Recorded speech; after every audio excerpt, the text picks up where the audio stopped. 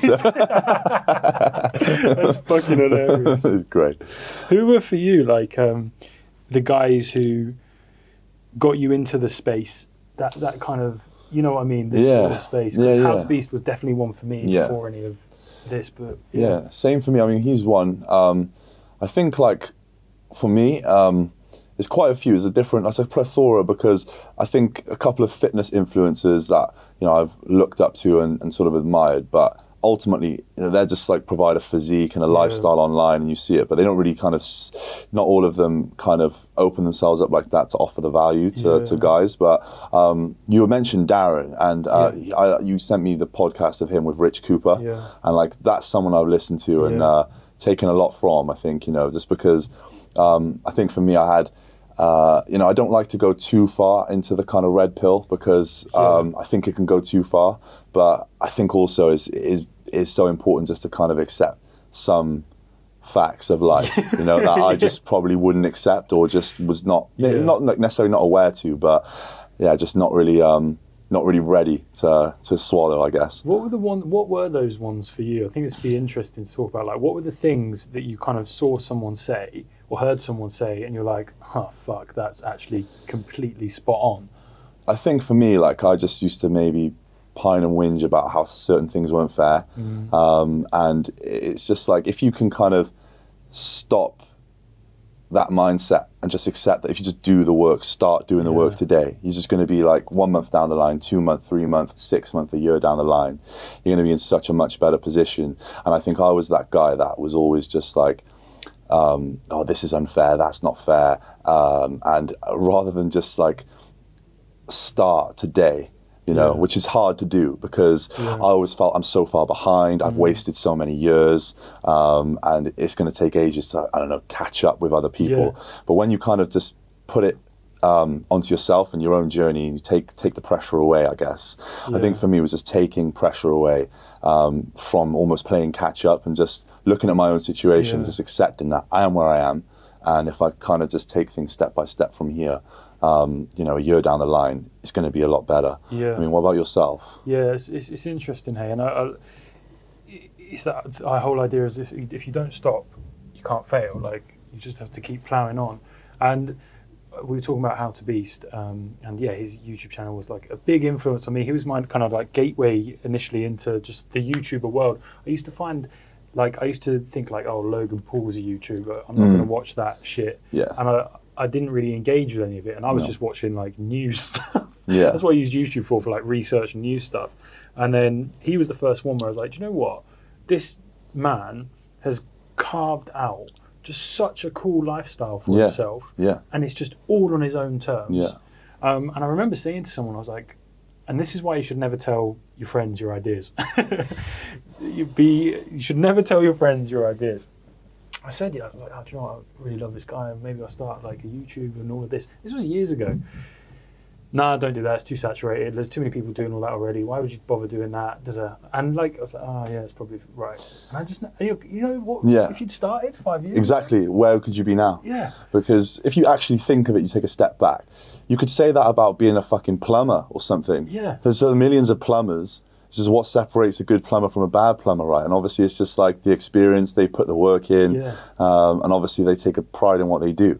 So I think completely agree with you, and I couldn't agree more. I think it's like, obviously some of our friends, they have a best interest for you, and they maybe have that mindset, because, I think like, say for me, a big turning point in my life was back in 2020 when the lockdown hit, and like I got furloughed from my job at the time, and I think when you were like in a city and you're in like a 9-to-5 job, which is not a bad thing, but I think you can just really easily get stuck in a mindset that this is life, and you see these guys online and you think they just know something you don't, or they have something you don't, and in reality, like, they do know something you don't, and they ultimately have something you don't, but it's just time in front of you, time put in, and obviously they've just developed a craft, and I think like I got to the point where I got my letter from my company to say you're being unfurloughed and you're going back to work, and my heart sank, and I really, really didn't want to go back. So I started looking for other alternatives.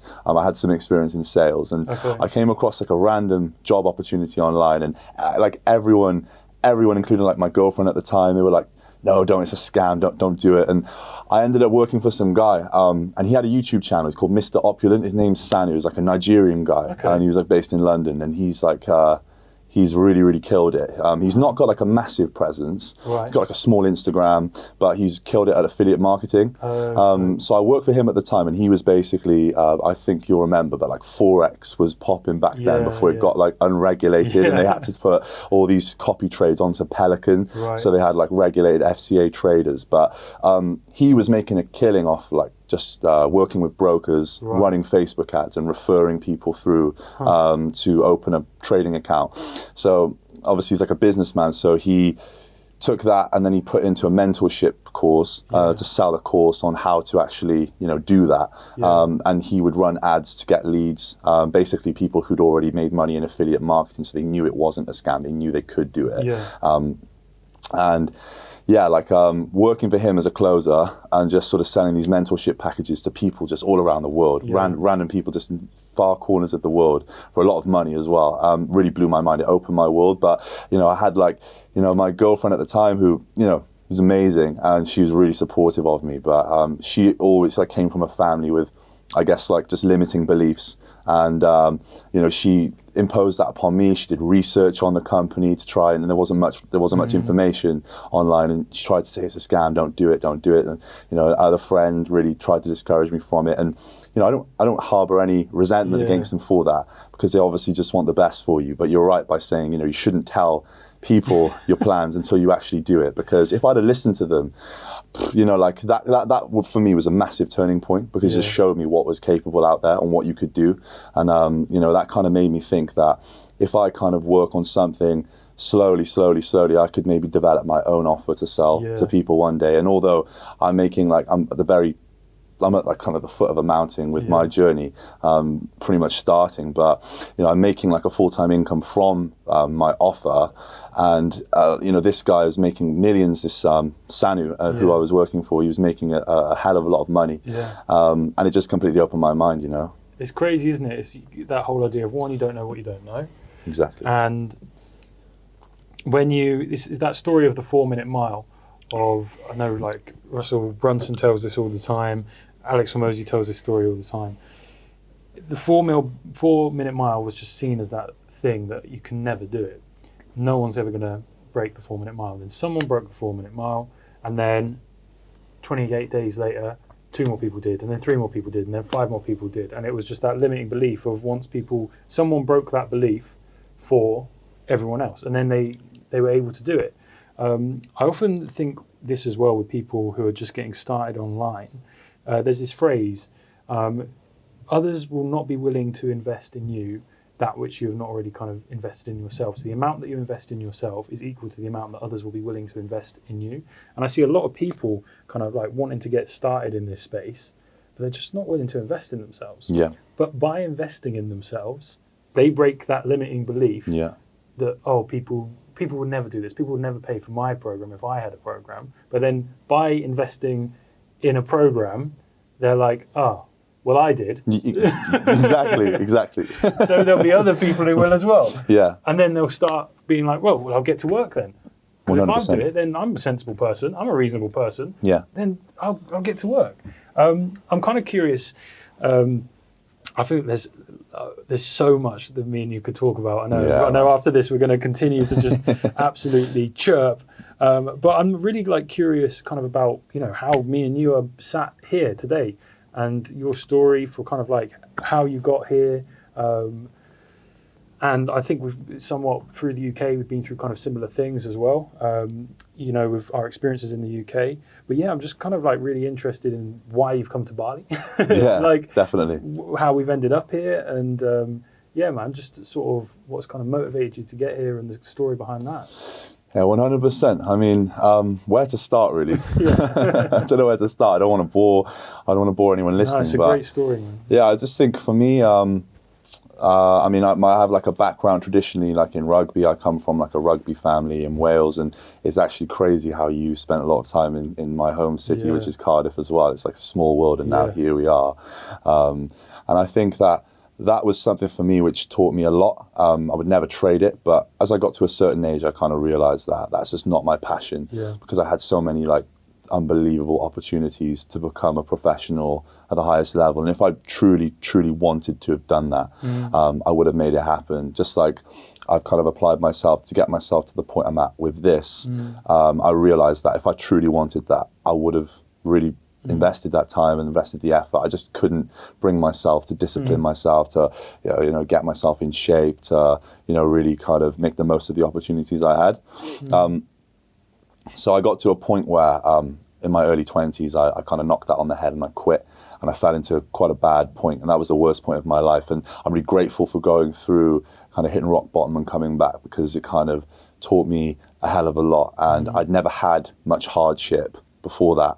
I didn't struggle growing up. I always had, like, my parents were together. They didn't go through like a horrible divorce, just like a lot of people's parents do these days at a young age, and that leaves like a lot of trauma on people, right? So I hadn't really had any trauma, and I think that for me was just something I'm very grateful for, because I think I was able to use that trauma as a chisel rather than a crutch to lean on, And coming away from that, to sort of climb my way out of rock bottom, I decided just to get like any job will do, because I was spending my days in my hometown just like a bum, doing drugs, smoking weed, and just completely wasting the day. And I got to a point where one day I was just in a park randomly, and this guy that knows my dad, just a local in the town, knows my father. I was just smoking like a big joint, and he walked through the park and he saw me, and like you just see the kind of like look of shame and disappointment on his face. And I kind of looked at myself, and I was really fat. I looked like shit, and I just thought, what on earth am I doing? Just like what am I doing? Like if the younger me who got an opportunity to go and like have a crack at playing for like the academy at Toulon Rugby Club, like if he could see me now, like he would just be like, what have you become? So I went to London and got a job as like an estate agent, just because I thought anything is better than this, and I need to just put myself in a position where I'm just doing something to benefit me. So I went there for a bit. I got my ass handed to me because London's so expensive, and I wasn't very good at the job at first. I was very much like a Mr. Nice Guy, and I think in that kind of environment, in like London property or whatever, you kind of have to have a bit of like tenacity about you, if you will, because it's very competitive. It's commission-based job. The base salary is very low, and I showed some promise. So I came back to Cardiff because I kind of decided that I want to put my life back together. I was very overweight, and that's something for me that's always been just an elephant in the room. It's been the biggest barrier for me. It's like one thing that held me back. From a young age, I'd always like seen the like the cartoons and the superheroes, and even like Goku off Dragon Ball Z when he turns Super Saiyan and he gets absolutely jacked and shredded, and like Arnold Schwarzenegger, all like the action movie heroes like Sly Stallone and that. And I'd always like admired their physiques. I'd always wanted to look like that, but I just never really thought that's something I could ever do. I'd never really had that belief in myself ever. So I came back to Cardiff, and where I could really kind of fund, I guess, like a self-improvement lifestyle. That's sort of where I got into self-improvement. Without really knowing it was self-improvement at the time, because now you have these guys online like self-improvement YouTubers. I mean, Jack, who's someone I guess we connected through, is someone I've watched and invested into in terms of self-improvement. And I think for me, going back home where I could live and just build like a daily structure that I could happily stick to and exist within, where I go to work, which I didn't enjoy doing because it wasn't what I wanted to do and it was low paying, but I got to go to the gym afterwards. And I think just kind of rewiring how I use dopamine and gave myself like, dopamine hits, I think that helped me.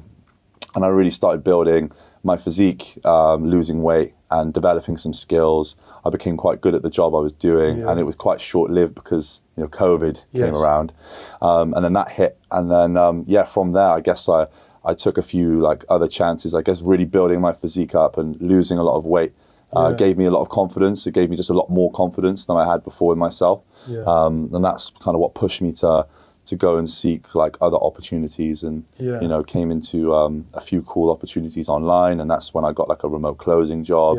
And then from there, I guess like the rest is history. I made some decent money at that over like the course of 18 months. I took that money and I put it into sort of starting up some Airbnbs for myself, because I was familiar with property. I was an estate agent, and I'd always been around property as well from a young age.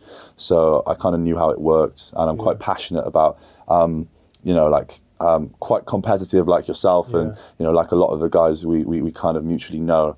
And I'm quite passionate about trying to offer value and better value than others, to try and compete for that, compete for the booking or whatever it might be. Like in this instance, it'd be like a booking, just to fill up the calendar and really get them full, all of these like units. So that then gave me the time freedom to keep pushing with my physique, which is my passion. I'm quite passionate about bodybuilding, and I want to see where I can take that. But I'm also very passionate about helping, you know, other young men who just like me, kind of completely mentally broken, completely shattered, like almost so like such a low self-belief in themselves. And I think, you know, a lot of these guys online, they kind of use the big stick to hit these guys with and give them a telling to over the internet. And I agree with that. But I think I also like to take the approach with some of them of putting my arm around them, you know, rather than giving them a bollocking. I like to put my arm around them and kind of see where they're coming from, because I can relate with them. And sometimes that can bring someone further than just sort of giving them a stern word, I think. And that's awesome. Yeah. So that's kind of like my journey in a nutshell. And then, you know, over the last year, I've kind of wanted to venture out further, really kind of launch an online fitness business for myself, build a client base, etc. But what I don't want to do is just be that kind of fitness guy, because there's so many of them, you know, that it's not even just like it's saturated, because if you're a good coach, you can still become successful. But I just genuinely believe that because I've been in some very low spots, you know, I think back in my lowest days, I went to like in my hometown, I went to this place called the Cliff Tops, and 2 nights on the trot, I climbed over the barrier and I looked down at the rocks on this cliff, and I very, very, very nearly jumped. And I think just like, like my girl at the time, having her in my life and her support prevented me from doing that, but then B, just having my vision of what I knew I could become if I just kind of put the work in, that stopped me from doing it. And I know that there's so many guys out there who like feel that way this day and age. You know, they feel very like low and potentially even considering ending it all some days. And like that for me is something that hits home. And I think that if I could just help one person get out of that mindset and realize that if you kind of invest into yourself, because I think we're taught to invest in a degree, you know, invest in like a lot of things that will bring us, you know, whatever, a lucrative future or reward in the future. But I really generally believe that the best possible asset you can invest in is yourself, because you know, that's all you have at the end of the day. That's how you like even utilize your degree. Because I know guys who've got degrees, they've never used them, you know, and then I know guys who just don't have a degree and they're really killing it, you know, they're really killing it. And that's not to shit on degrees, because they obviously have value, like quite evidently. But I just think that if I can help some guys invest in themselves and become the best version of themselves, then that's really fulfilling to me, you know. So awesome. So I think for me, you know, I was in a long-term relationship, and although it was amazing, the person was amazing, she's incredible, but it's all I'd ever known. Been with her for 9 years, and I think I always wanted to come and do something like this, come abroad and explore like some greener pastures and connect with more like-minded people, because that's something that I've been wanting in my life. Is to be connected with people like yourself, like-minded people who inspire me. I mean, we met the other day at the Wanderlust Fitness Village, right? And like cool just it is a cool place. But you know, just like speaking to you, I went away from that, from those few hours we spent together, and I just really felt something I hadn't felt, like a spark, you know, and it's in your name. So yeah, it's something that I've always wanted to do, and you know, awesome. Here we are now, I guess. Yeah, mate, I've got so many. I love that, and I have to say, man, the transformation and like how fucking open about it you are, because you know that that's going to connect with like the person who like needs to hear it. And what a mission, bro! Like what a mission! Like there's nothing like bolder, and there's nothing more worthwhile than that. And you're so right, bro. Like with male mental health, it's, and I know it's almost, we'll maybe not go too far into it, but it's because I've got questions I want to ask you. But it needs people who have been through it, like you, who can put your arm around someone and be with someone. Because like you are right, like yeah, it's great seeing, you know, sort of a man on the internet going like, hey, yeah, like you know, Tate giving you a bollocking at the start of the where's day. your Bugatti? Yeah, like, yeah. And it's, you know, it's great fun to watch. It's, Yeah, it is. Sorry, bro, I had a buzz. Just double check. They're all good. Like it's great fun to watch and everything, but those guys who are at not like a complete standstill, and they need a complete turnaround. They need that mentor who can really sit with them. Yeah. So my question for you was, you said you kind of had that moment where you said you was like in the park and kind of you saw that guy and you were like, right, come on then, let's get moving.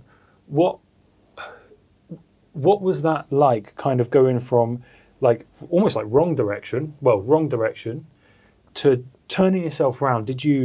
Was it a big sort of fight, or was it when you made that decision, it was like, right, I'm on? You spoke about that you had a vision for your future. Were you hanging on to that? I'm really curious about, like, because it's amazing to just have that kind of tenacity to turn everything around. Yeah, I think, to be honest, Tom, it was slow from that point. You know, it wasn't like I just flipped a switch and all of a sudden the next day I was like on a keto diet and down the gym, smashing, like back squatting at like 200 kilos. Yeah.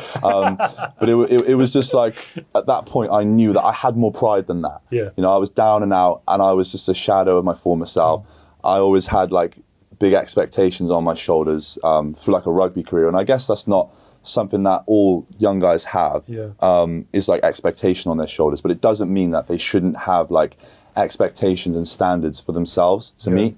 And I really truly believe like the best kind of whatever entrepreneurs, they hold themselves to the highest standard, right? And that's something that I've seen with guys who, you know, I guess we both mutually know.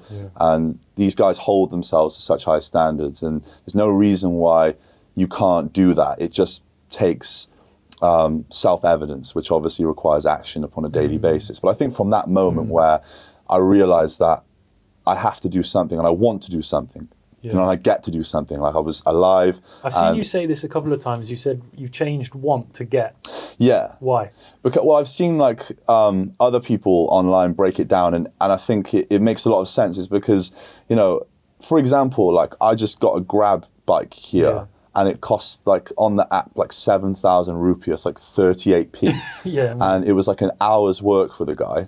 He's probably got a family and kids, and we nearly got crushed by a cement mixer like twice on the way over here. And it's like, you know, we don't realize like how fortunate we are in the West and some of these countries. Like we have like free healthcare, we have so many opportunities. And I know like it kind of looks like when you're in that situation, like for me, I was in a low paying job, I was in like 1,200 quid a month. And you think like, man, this is the pits, this is terrible. Like this is awful way to live. But fuck me, like if you come to some of these countries, and I've been fortunate to have traveled with my ex-girlfriend a lot last year because we leveled up our income. And to be fair, we didn't save. We rose to like spend at the income. But I mean, it was worth the traveling. But we went to some amazing places, and you know, say like Egypt and beautiful. And Cairo and all these places. We see the pyramids, but you just see how some of these people have to live, and they work like ridiculous hours, like financial London banking hours for like an absolute fraction of the price.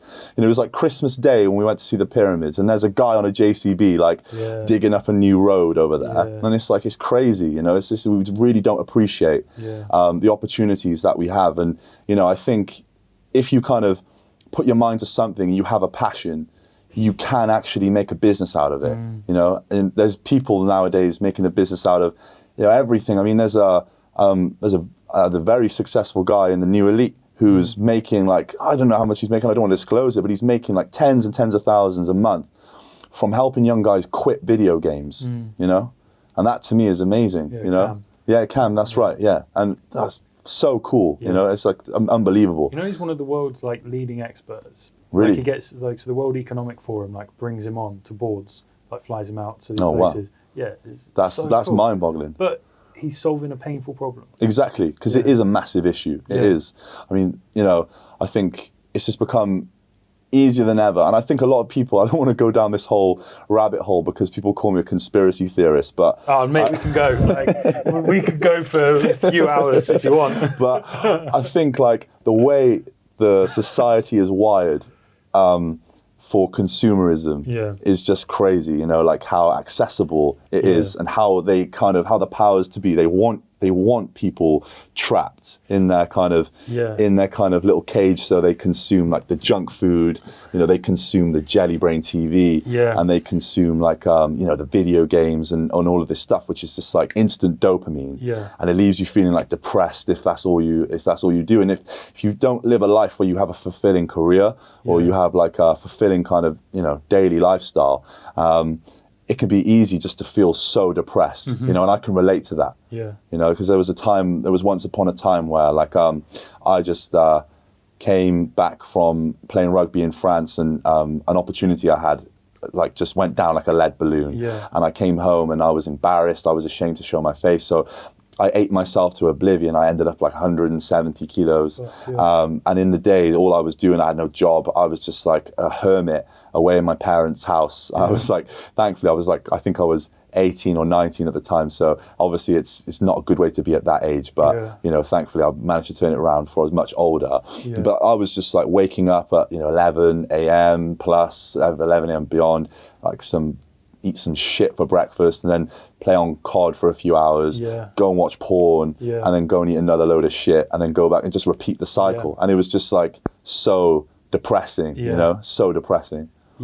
I've got a few questions and I want to know your thoughts. So you spoke about kind of like the system and like it kind of bringing you down, and it is depressing. It's almost set up in that way.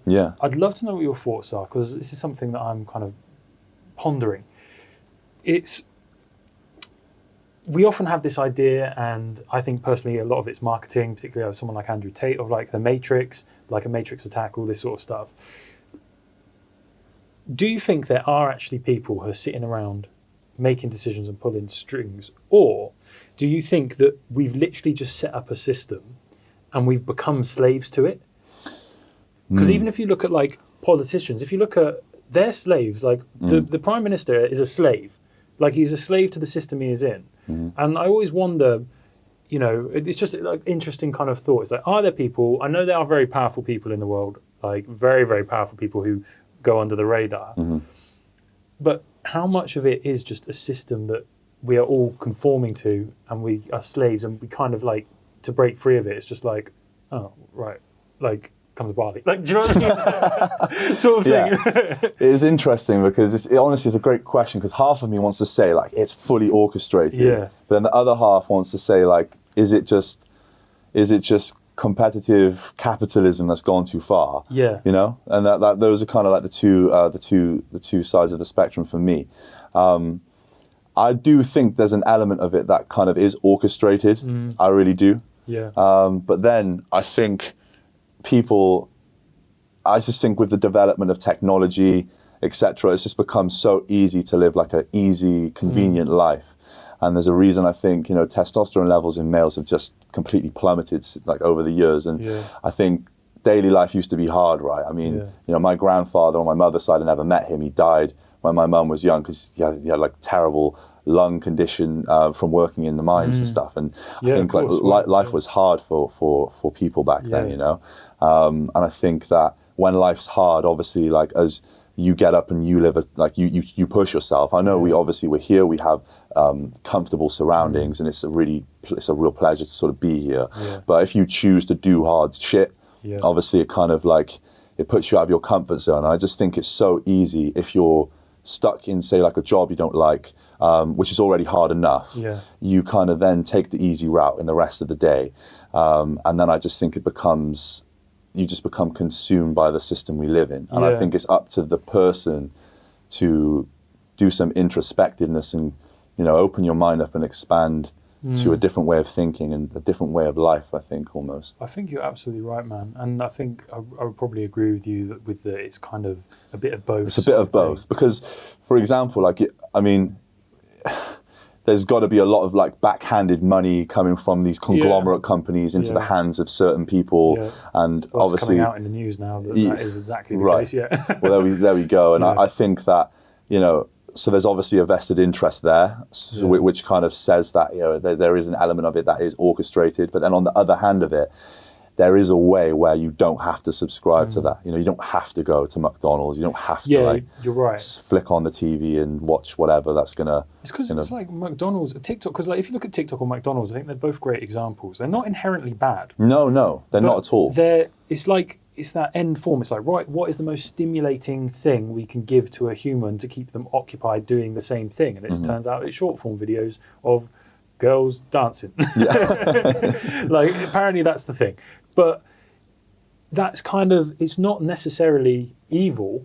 It's just kind of like the end logical conclusion of that question. It's like, if I'm trying to create an app that keeps users on as long as possible, what does the algorithm do? It shows that. And it's like, that's just kind of the conclusion or the answer to that question. Same with McDonald's. It's like, what is the most, similar, what's the most sugary, quick fast food fix that you can get? Dopamine hits, and we're all wired on dopamine.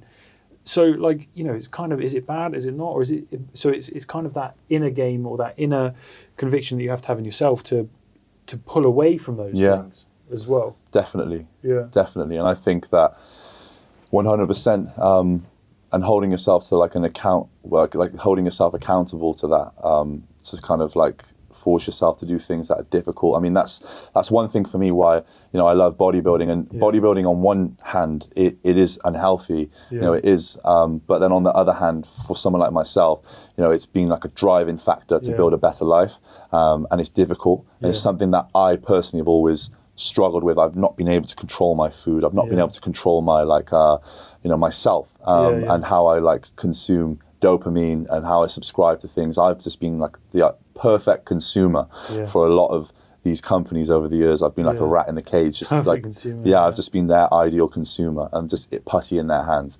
So I think for me, like finding something which allows you, whether it's like, you know, like you and Jack and a lot of the boys, like they're into MMA or Muay Thai, and that's something that I'd love to step out my comfort zone, because I think it'd be good for me to get a good few smacks in the mouth. Bro, you'd love it. I'm only just really like, it's one of those ones, the more you get into it, the more you do, the more of a beginner you realise you are. Like, I can imagine. The longer you're in, you're more like, oh wow, I'm just more of a beginner. Even though like people will be like, oh, you've been training for a while. It's like, yeah, you should see some of the guys, and you can start to appreciate, like, same with anything. It's like you start to appreciate how good people are.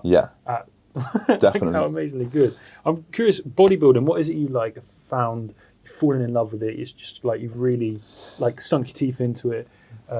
What is it you love about it? And I just love the fact that when the clock strikes midnight, all of yesterday's work becomes irrelevant, and the next day it's all about the recommitment to the process again. And you have to obviously eat right, you have to put the training in, and it's just like quite meticulous. It's quite monotonous, but I genuinely believe that like some things in life to really get towards where we want to get to, there is an element of monotony there. You know, it's not supposed to be like fun in a way.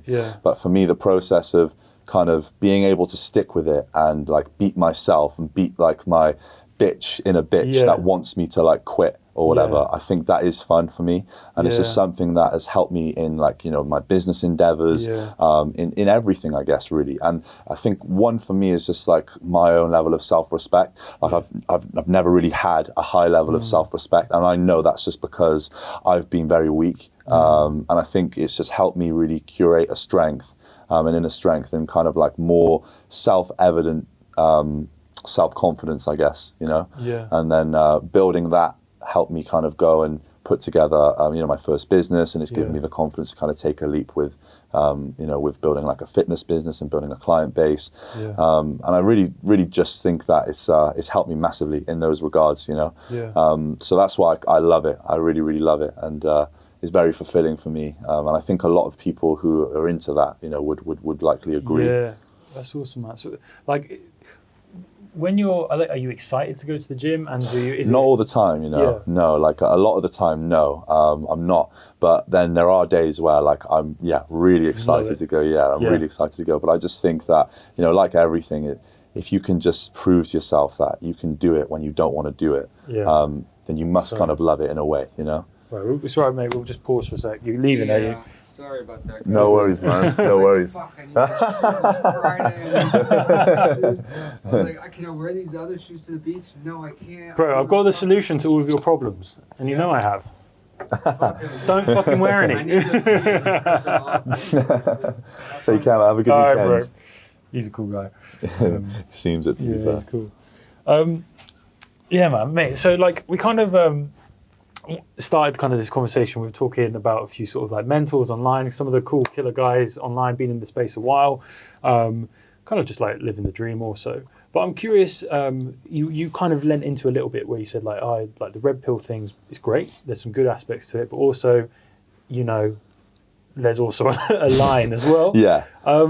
It's a big topic of conversation at the moment. Every guy and girl as well, like you've all heard of Andrew Tate, and like girls as well, they've exposed to it. Like it's a great conversation, and particularly because he's so, you know, everything that's going on with him at the moment as well. Yeah. I think it's also interesting because I think a lot of people just sort of, they're clones of him. They just adopt his beliefs. Yeah. And I'm someone who really agrees with an awful lot of what he says. Me too, yeah. I really like him. Yeah, and I me think too. he's, I think he may have, well, we won't go there necessarily, but I think it's also important for guys to not just become a little sheep and a follower, even if someone's like has some really great messages, but to actually find out, well, what do I believe? Yeah. Like that resonated with me. Okay, awesome. But you know, you shouldn't just absorb a complete someone's complete mindset because he's had different experiences than you. Exactly, yeah. You need to kind of really pull out what your own kind of thoughts are. And I see a lot of guys who are just like, I think all of the same things as Andrew Klein. Well, you're the same as like a crazy leftist who just believes you're exactly the same. You're not in control of your mind. You've just downloaded a data package. Definitely. So I'm curious kind of like where you are with all that. And I think a lot of people do that because they might feel lost. Yeah. And they might feel like, you know, they have someone who they can kind of, you know, really listen to and follow for leadership. And I respect that and I appreciate that. But I couldn't agree with you more. I think, you know, obviously for someone like Tate, the Tates, they've had like a, say in comparison to someone like me, they've had a rougher upbringing, you know, it was hard for them. So I guess for him, like, you know, becoming like hardened like that was the only way. Yeah. And it's the same for some of the guys I've met in London who've made a success out of themselves. I mean, I have a friend called Trev, and he had a hard life growing up in Greenwich, and you know, there's like on a block with you know, there's guys doing fraud over here, there's guys moving drugs over here, there's guys like you know, doing burglaries over here, and there's stabbings, you lose a friend, and you know, I'm not from that world, you know, I'm more in touch with like my emotions, and I'm more of like I guess like a softer guy, if you will. And I think then for me, it's like where someone like Tate helps me is that, you know, I've probably been too soft at times, and I think becoming more in control of your emotions and, you know, more accepting of some of the harsh realities of the world is really, really kind of beneficial, and kind of balancing it out the two, you know, just because I think one of my greatest strengths is being able to kind of like communicate with my emotions, but you know, in situations then not having control over my emotions has really let me down. So that's where like the message of some of these red pill guys really helps me. So yeah, I completely agree with you. And you know, what do you sort of think about that? Yeah, I love your like the emotional intelligence you have. You're a very emotionally intelligent guy. That comes across straight away, immediately, and that's. You're absolutely right that you identified it. I believe that you have to have the balance, but that's great because you've gone maybe so far in one direction with kind of the emotional intelligence. It's like, right, well now I'm leveling up this area, and then the more you level up in all of these different directions, it's just you kind of growing. I think it's dangerous to just kind of go, you know, out of balance. You know, yin and yang. You need both. You need your dark and light. And you're absolutely right. Emotions, understanding emotions as men. People who kind of think that, oh, you're like just no emotions, that's really dangerous. I agree. Really, really dangerous for men. If men don't feel like they can talk about their emotions with their guy friends, but and I spoke about this with my friend Sam as well, that you then need to have practical action afterwards. Yeah, guys, definitely. And I think women which not all women, but I think the majority of women, talking through a problem is really, really good for them. It's like they get it's all out. for us, that's like the worst thing. That's like it's just we've gone round and round and round and round and round and round. You've highlighted the problem. We've just talked about it for an hour. Like exactly. Now I feel stressed for an hour. Yeah. Like I feel like guys need that. Right, let's go do something. How can we move forward here? Yeah. And I think then that's where for me, like, I see, like, obviously it's good to push like male mental health. It is, but like you say, just like these campaigns that say like, oh, if your mate seems down at the pub, ask him, are you okay, mate? Are you okay, mate? You know, sometimes, yeah, that's good, but he might feel depressed because he's doing fuck all and he's at the pub all the time. Fucking get out the pub. Stop going to the pub. It's going to make you depressed all the time. Go and do something that actually benefits your life, you know? And I think that's where for me some of the messages of these guys has been really beneficial. Because I think the old me, like I could almost, like if I had him here, I'd slap him across the face and, you know, really say like you need to start taking action and start actually doing things that are going to make you not feel this way. And that's just where you say like that balance is very important, and I couldn't agree with you more. I think that's very, very interesting. I think that's so right, man. It's the wisdom of men. It's not even always like having that strong male role model, which has been shunned recently, and it definitely has. I mean, my background's in education. Like, it's so feminine.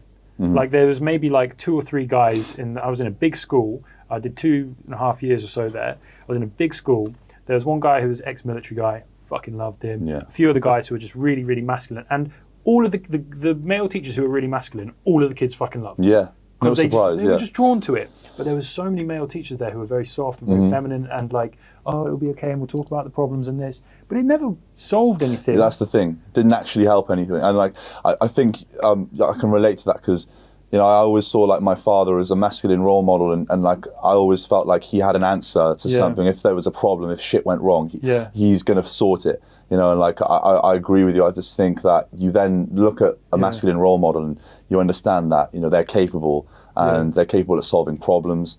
They're capable at like taking on burdens, I guess. And I can completely see what you mean with regards to like an education environment. I can relate with some of the teachers I've had. And you're right in saying the ones that are more feminine, I just don't feel like they really offer much guidance. I think it's interesting. I don't want to sort of shit on like kind of because I had an amazing time, learned amazing things, and like there's some really hardworking people there. Like teaching is a fucking service, man. Like it's a real hard work. They deserve medals and a lot more money for what they do. There's some great people and it's a difficult job. So tough. But what I wanted to kind of like sort of the thing that was really interested me, like with the guy I'm particularly thinking about, the guy who's ex-military, who's a PE teacher, to solve a problem. The problem, he would like take the lad and he'd go, right, you'll walk in with me. He wouldn't talk about the problem. You're going for a walk with me, right, kick that ball around for a bit. That solves the problem for the definitely. But definitely. We don't kind of lean into that enough. No. It's like doing something, give them all like, right, okay, you come with me, we're not going to talk about it. I need you to restack those books, I need you to pile those up there. You've got like half an hour, is that okay? And that solves it for like those naughty guy kids.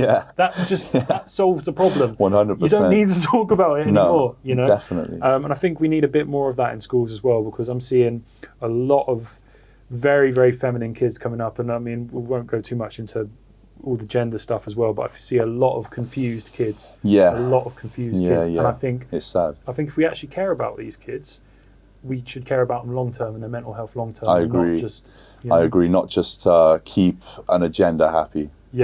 Just to keep a certain group of people happy. But yeah, man. So right, what's the plan? Because I know you're going to be this part of the world. You bought a one-way ticket. So what's life look like looking forward? So I've like got here last week. I initially got my head down, but I got lost a little bit the last few days, and I think. For me, a big thing is like my sleeping pattern. I haven't managed to knuckle it down yet. So I need to sort that, crack on with work. I think I'm going to stay put in this kind of area of Bali for a while, just while I get a workflow in place. I've got like sort of things I need to do with my physique, and I want to lose some body fat, and that kind of helps if you can keep things as consistent as possible. So I'm going to be in Bali until like at least around like, you know, early September.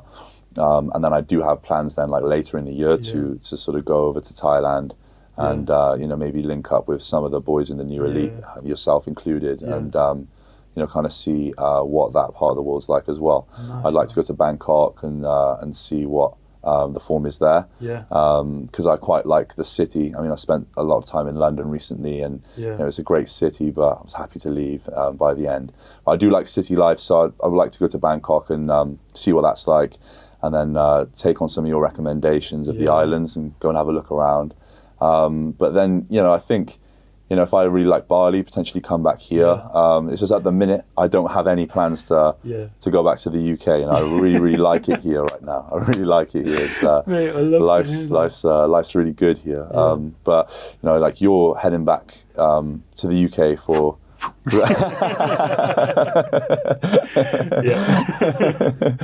So I think, as long as there's guys like you out here, I'll be sweet. And there's some cool people. There's a lot of cool girls here as well, and a lot of people to connect with. Some really cool girls here, genuinely really cool people. It's a hub for that, man. I'm so excited for you to see this. The great thing is, all of these different areas have different in seasons. They're not going anywhere. The flights are it's quite easy to just pop there. Okay, a couple months. All right, my visa's run out. Is it couple months? I've only been here 6 months or so, but bro, it's a fun part of the world. I'm so excited for you to, be around this part of the world because, it's great to fucking have you this side, and excited for many more of these conversations. Where can people find you? How can they see what you're up to? What's best to kind of follow along with everything? So, for anyone who haven't who haven't chewed their ear off and they actually want to come and explore, you can find me on Instagram at Joel Ringer. So it's just Joel with Ring with an ER on the end. Nice. And from there, in my bio, you can click a link. I've got a pretty small YouTube channel where I'm just documenting a bit. I'm just documenting a bit of the journey, only because it was quite obscure and it's pretty interesting.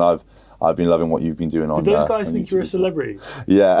I get that vibe from you, bro. I think it's just because it's just the physique, I think, and then they kind of stop me and maybe think I've got some clout. Yeah. And then when I bring up my Instagram, they always go, a bit disappointed. Because obviously you get guys over here, and I mean, you were saying that there was a CrossFit athlete from Hormozy's kind of entourage. Cool. And that's cool, So you do get these guys over here, and pinging in and out. And that for me is really cool, because you never know who you're going to meet, and some of those guys are, I guess, very kind, and they would probably give you a bit of knowledge or whatever if you were lucky enough to bump into them. But for yourself, I'm massively appreciative to you because you've influenced me a lot in my decision to come here and the time you've given me, and obviously look up to you a hell of a lot and love what you're doing. So I really, really appreciate your time. It means a lot. I appreciate you, and man, look, this is going to be the first of many conversations, I'm sure. 100%. Yeah, even tonight as well. So let's definitely. go grab some food Definitely. and keep it going. Appreciate you, man.